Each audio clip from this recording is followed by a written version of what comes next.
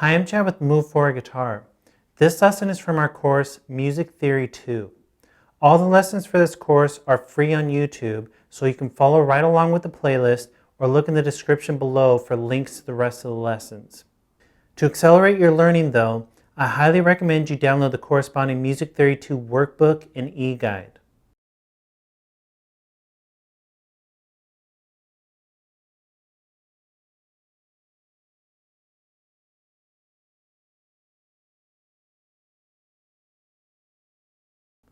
To learn more about the workbook and eGuide, click the link on the screen or look in the description below. Welcome to Music Theory 2, Lesson 6. In this lesson, I'm going to talk about unisons and unison shapes. So in the last lesson, we looked at octave shapes and how they can help you find one note up and down the fretboard. This lesson, we're going to look at unison shapes. And hopefully you remember from Music Theory 1 what a unison note is.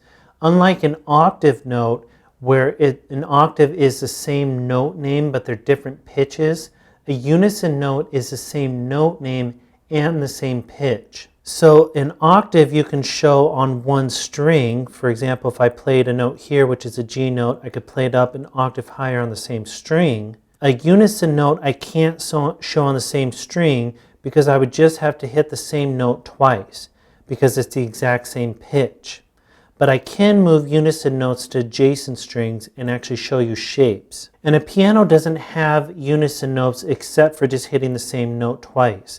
A piano is laid out all horizontally, so if you're moving in this direction, you're going up in pitch. So no matter what you do, you're only going to find octaves if you find the same note names.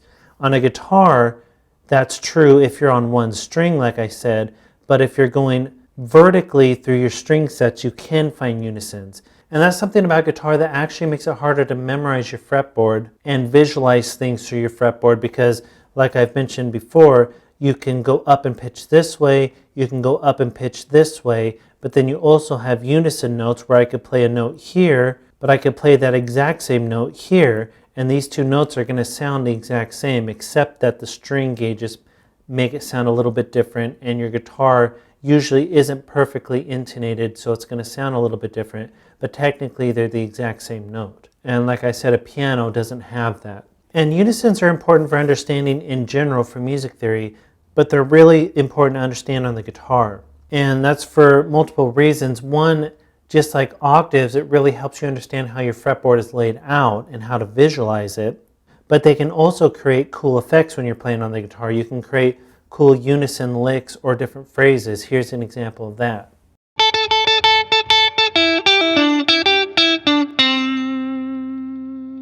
But for now, for this lesson, what we're going to talk about is how unison shapes can help you visualize your fretboard better and understand your fretboard better. So in the last lesson I showed you octave shapes. In this lesson I'm going to show you unison shapes. But there's only going to be 5 unison shapes. Unlike the octaves, you had 6. And again, just like the octaves, I'm just starting on a random note. We're not worried about anything being a root or a tonic because no matter which way you go, they're going to be unisons or just the same note. And I didn't show you unison shapes when I talked about interval shapes, but technically a unison is an interval. Like I mentioned briefly, it's called a perfect one or a perfect unison.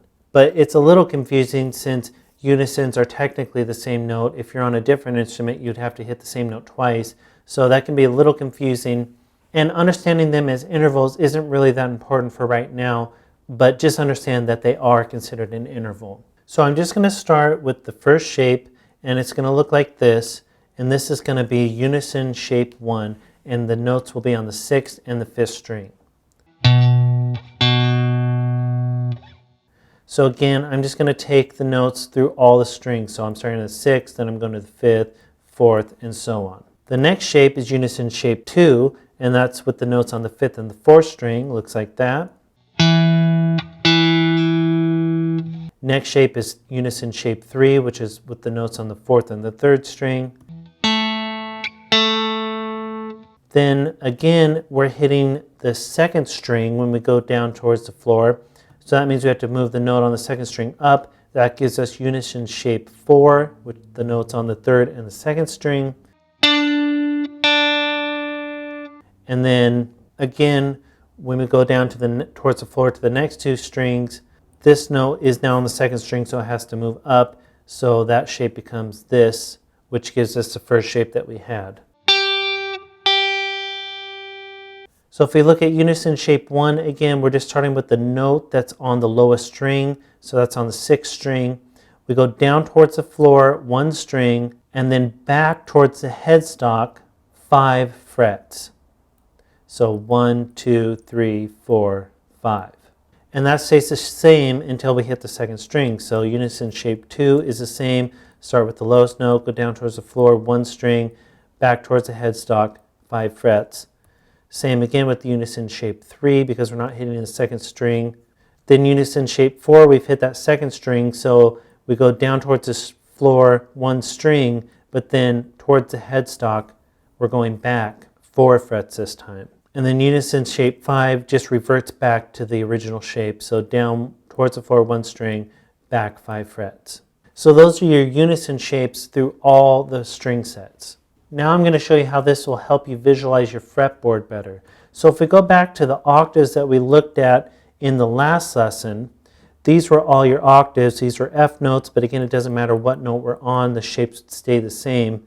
And these would be all the F notes that you'd find up and down the fretboard using octave shapes if you just followed along with these arrows. So starting on any of these notes, my unisons are running at this angle with these blue arrows. So that means all of these notes are the exact same note and the exact same pitch. All of these notes are the exact same notes and the exact same pitch. And all of these notes are the exact same note and exact same pitch. So if we were to look at this, if we were to go to the one that's on the 6th string, you'd use unison shape 1, go down towards the floor 1 string, back towards the headstock 5 frets. That's unison shape 1, unison shape 2 because we're on the 5th string, and so on. Just depending what you started on. This is unison shape 2 again because you're on the 5th string, unison shape 3, unison shape 4, and so on. So now you can see how octaves lay compared to unisons. Octaves are going with these red arrows, unisons are going with the blue arrows. So now when you're looking at your fretboard and you found, for example, if you found all the F notes using octave shapes, you can see which ones are the exact same pitch.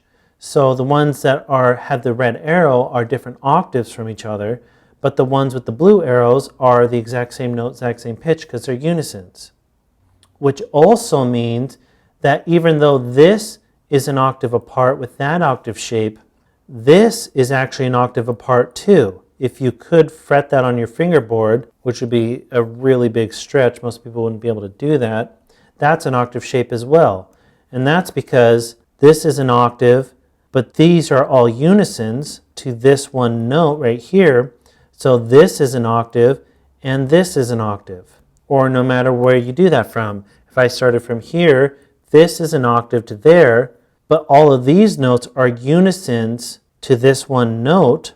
So that means this is an octave, this is an octave, this is an octave, this is an octave, and that's an octave. So you can see it gets kind of confusing when you add them together and you're trying to visualize how they are, but just realize that if you use those shapes, it helps you memorize this and helps you see it more clearly. The octave shapes are the ones I showed you. They move with the red arrows. The unison shapes are the ones I showed you, and they move with the blue arrows. And not all notes have unison notes. For example, this note right here doesn't have any unisons. There's no note that would match up with this one as far as the same note name and same pitch, because you're starting on the 6th string.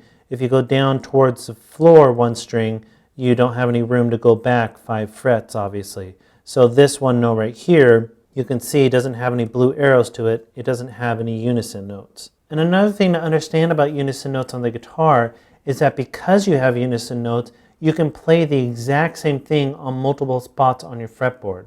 And I'm going to move to the guitar to explain what I'm talking about. So here's an example of how one thing can be played up and down your fretboard because of unison notes. So I'll just start by playing something really simple. That's E, G, A. Well, I have those exact same notes right here, E, G, A. Then again, I have them right here, E, G, A. Then again, right here, E, G, A. So I can play that up and down the fretboard with the exact same notes. It's going to sound a little different because of the string gauges and guitars aren't perfectly intonated, but they're technically the exact same thing.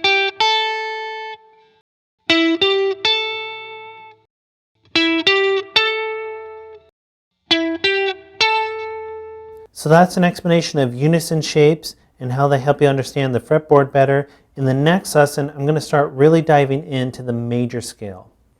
Look in your Music Theory 2 workbook for step-by-step guidance on how to retain this information and what to do next. And remember, all the charts and diagrams for this lesson are in your Music Theory 2 eGuide for you to reference at any time.